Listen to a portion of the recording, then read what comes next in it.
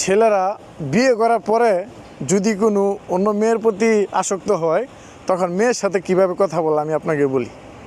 ফোনটা দিয়ে বলবো, হ্যালো জান, কি করো, খাইছো, এখনো শুয়ে রয়েছো?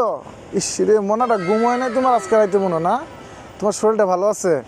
জান, তোমার ছবি দেখে তো আমি ঘুমাইতেই পারিনি, এত সুন্দর তুমি, মাশাল্লাহ। তোমার তো আল্লাহ মনে নিজের হাতে বানাইছে।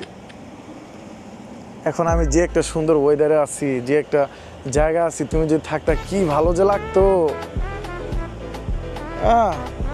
না, ওই বারবার ফোন আসতেছে, ওই আমার এক বন্ধু ফোন দিতেছে আর কি। ফোনটা কিন্তু দিচ্ছে বউ।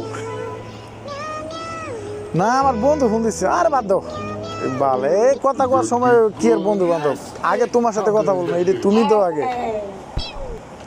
আচ্ছা জান, তোমার 2 মিনিট পরে ফোন দিতেছি। হ্যাঁ, পরে বউয়ের ফোনটা রিসিভ করা।